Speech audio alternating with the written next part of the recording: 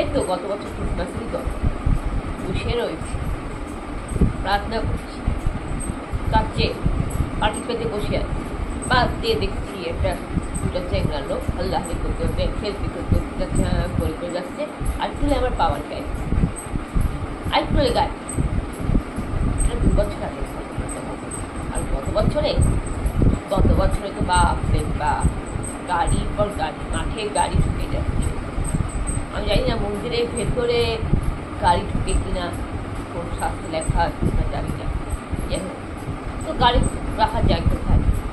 মাঠটাই বড়, বিশাল বড় মাঠ, তাই একটা পাশে একটা পার্কিংয়ের জায়গা করে দিচ্ছে। ভালো কথা, পার্কিং করছে, ভালো কথা, গাড়ি রাখতে কথা।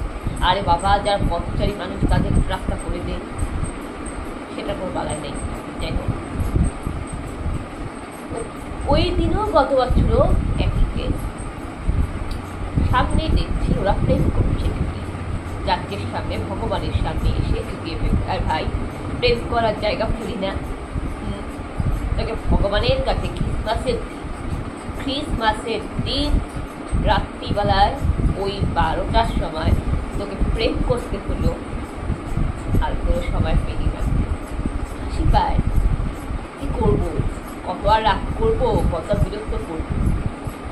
মনে হচ্ছে আমি প্রার্থনা করতে গেছি না আমি সার্কাস দেখতে গেছি।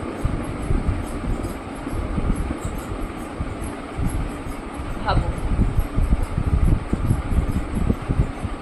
হ্যাঁ, এখন তো আবার আপনারা বলবেন, কোনো কোনো মানুষ হয়তো আমার এই কথাটা শুনে বলবে যে মনের ইচ্ছা থাকলে, মনের ভক্তি থাকলে তখন একদম প্রভুর দিকে প্রার্থনা করতে হয়। কে কি করছে না করছে, কে চুরি করছে না ডাকাতি করছে, কে খাইলো কে খাইলো না, কে কি করছে না করছে, সেটা দিকে নজর দিলে চলে না।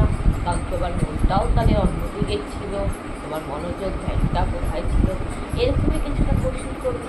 তো আমি বলি, হ্যাঁ, আমরা যখন প্রার্থনা করতে বসি না, আমরা কিন্তু যথেষ্ট নিজের মনটা ঈশ্বরের দিকে দিই। যখন আমরা কোনো প্রার্থনা করতে বসি, আমাদের মাথার মধ্যে প্রার্থনা ঘুরতে থাকে, মাথার মধ্যে, মানে আমরা শুধু প্রার্থনা শুধু আমরা হাত দিয়ে মুখ দিয়ে করি না, মাথা দিয়েও ঈশ্বরের পূজা, মাথার মধ্যে ঘুরতে থাকে, যাচ্ছে কি মন্ত্রবাদ দিয়ে প্রার্থনা করবো, আর চোখ দিয়ে আমরা ঈশ্বরকে দেখতে থাকি, নাক দিয়ে ঈশ্বরের পূজার গন্ধ অনুভব করি, ফুল ফুল টুনা নানারকম ফল সুগন্ধি। কান দিয়ে যখন আমরা চার্চে বসে আছি, তখন ফাদারের কথাটাই আমরা কানে শুনি, বিশপের কথা, পুরোহিতের কথা কানে শুনি, বাইবেলের বচনটা কানে শুনি, ঈশ্বরের বাক্যটাও কানে শুনি। তাই কান দিয়েও আমরা প্রার্থনা করি। তারপরে আমরা কি করি, আমরা নিজের মনে একাগ্র চিত্তে বসি, কিন্তু প্রার্থনাটা হবে নীরব পরিবেশে। এটাও কিন্তু আপনাদের জানা কথা যে প্রার্থনার ঘরে, অর্থাৎ চার্চে বা প্রার্থনার ঘরে প্রার্থনা চলাকালীন কোনো আওয়াজ করা উচিত না, কোনো কথা বলা উচিত না, যাতে যে ব্যক্তি প্রার্থনা করছে তার যাতে প্রার্থনার ডিস্টার্ব না হয়। মানে আমরা যে প্রার্থনা করছি, আমরা যে চার্চে এসেছি, আমাদের যাতে ডিস্টার্ব না হয়।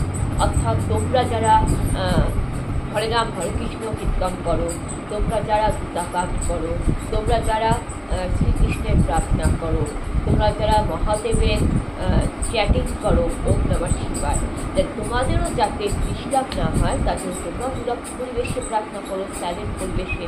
কিন্তু কোনো মানুষ যদি তোমার পাশে এসে তোমাকে অত ডিস্টার্ব করছে না, তুমি তোমার মতো প্রার্থনা করে যাচ্ছ, তোমার মতো পূজা পাঠ ধ্যান তপস্যা করে যাচ্ছ, তোমার কোনো ভুল নেই, তোমার কোনো দোষ নেই, কারণ তুমি অন্তর থেকে প্রার্থনা করছো, তুমি মন থেকে হরে নাম হরে কৃষ্ণ করছো, তুমি হৃদয় থেকে হরে রাম হরে কৃষ্ণ করছো, তুমি অন্তর থেকে গীতা পাঠ করছো, তোমার মনোযোগটা সেই গীতা পাঠে রয়েছে, তোমার মস্তিষ্ক তোমার গীতা পাঠে রয়েছে, তুমি ইন্দ্রিয় দিয়ে, ষষ্ঠ ইন্দ্রিয় দিয়ে, মানে 6টা ইন্দ্রিয় দিয়ে তুমি প্রার্থনা করছো।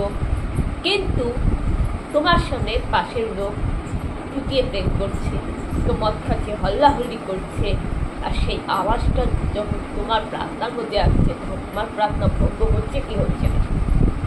তো সেইভাবে ঠিক একইভাবে যখন আমরা প্রার্থনা করতে বসি, আমরা অন্তর থেকে প্রার্থনা করতে বসি, আমাদের মনটা ঈশ্বরের দিকে থাকে। আর যখন আমরা প্রার্থনা করতে বসি তখন আমাদের একটাই লক্ষ্য থাকে যে পৃথিবীতে আমাদের সামনে কেউ নেই, কোনো মানব জাতি নেই। প্রার্থনা করার সময় কে আমার পিতা, কে আমার মাতা, কে আমার ভাই বোন, কে আমার পরিবার, কে আমার ঘর সংসার, একেবারে জগৎ সংসারে মোহমায়া ত্যাগ করে মনে করি আমি এখন ঈশ্বরের কাছে আছি, আমি এখন চার্চে ঈশ্বরের কাছে রয়েছি।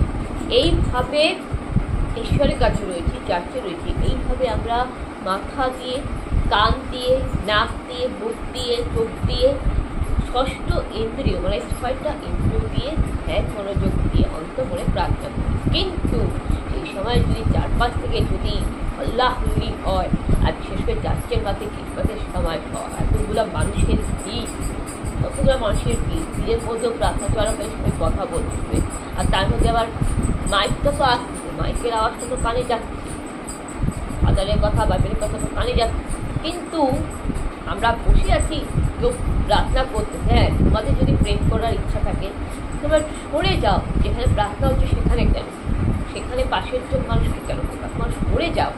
এবং এত বিশাল বড় একটা মাঠ, মাঠে অনেক বড় জায়গা আছে, তোমরা একটা ফাঁকা জায়গায় 10 মাইল দূরে গিয়ে 10 মাইল কিংবা 12 মাইল দূরে গিয়ে তোমরা বসো, সেখানে তোমরা আড্ডা করো, হল্লাহল্লি করো, আমরা কিছু করবো না। তো তোমরা তোমাদের মতো থাকতেছো, তোমরা তোমাদের মতো করে থাকো। কিন্তু প্রার্থনার সাথে যখন প্রার্থনা করতে হচ্ছে, প্রার্থনা করতে হচ্ছে, আমরা প্রার্থনা শুনছি, সে মন্দিরের মধ্যে হল্লাহল্লি করে পাশের যে মানুষকে ডিস্টার্ব করাটা কিন্তু উচিত নয়। This is very very bad manner. আর এই সময় কিন্তু মানুষের কিন্তু প্রার্থনা ভঙ্গ হয়ে যায়। আগেকার দিনে কিন্তু ঋষিমুনিদের ধ্যান ভঙ্গ হলে ঋষিমুনিরা অভিশাপ দিত। আগেকার দিনে ঋষিমুনিদের ধ্যান ভঙ্গ হলে, তপস্যা ভঙ্গ হলে ঋষিমুনিরা অভিশাপ দিত। কেন? কারণ তার পাপ করতো, আর ঋষিমুনিরা কিন্তু সঠিক ছিল। কিন্তু আমরা যখন প্রভু যীশু খ্রিস্টতে এসেছি তখন আমাদের প্রভু যীশু খ্রিস্ট বলে যে পাপকে ঘৃণা করো, কিন্তু পাপকে নয়, ক্ষমা করো, দেবকে ক্ষমা করে দিই। এটা যে প্রভু যীশু খ্রিস্ট আমাদের শিখিয়েছে ক্ষমা করতে। তারপরে এই নয় যে ক্ষমা করে চলে নেয় সব অনেক বুঝি আমরা সহ্য করবো, কিন্তু সেটা হয় না। তাই এই বিষয়ে আমি আলোচনা করব। আর আলোচনা করব যারা মদ খাচ্ছে তাদের, আলোচনা করব ব্যভিচারিতা নিয়ে, আলোচনা করব বিয়ের বিষয় নিয়ে। তো প্রথমে আমি আলোচনা করব আমাদের বাইবেলের কুরন্থী, পয়লা কুরন্থী বাইবেলের বিষয়। আমাদের বাইবেলের পয়লা কুরন্থীতে কি বলছে? বাইবেলের পয়লা কুরন্থীতে 6 নম্বর অধ্যায় আমি প্রথমে বলব ব্যভিচারী বিষয়ক কথা, আর 7 অধ্যায় মানে ওর পরের চ্যাপ্টার বিবাহ বিষয়ক কথা। প্রথমে আমি পয়লা কুরন্থী বা করিন্থীয় 6 চ্যাপ্টারের কথা বলছি, নাম্বার 12 থেকে 20 নম্বর। আমি পড়ছি। প্রভু যীশু তার শিষ্যদেরকে বলছে, সকলই আমার পক্ষে বিধেয়, কিন্তু সকলই যেন হিতজনক সেটা কিন্তু নয়। সকলই আমার পক্ষে বিধেয়, কিন্তু আমি কিছুরই কর্তৃত্বাধীন হইব না। খাদ্য উদরের নিমিত্ত, খাদ্য পেটের নিমিত্ত, উদার খাদ্যের নিমিত্ত, কিন্তু ঈশ্বর উভয়ের লোভ করিবেন। দেহ ব্যভিচারের নিমিত্ত নয়, কিন্তু প্রভুর নিমিত্ত। দেহটা হলো ঈশ্বরের নিমিত্ত এবং প্রভু দেহের নিমিত্ত। প্রভু বলতে খ্রিস্ট প্রভু আমাদের সকলের দেহের নিমিত্ত। আর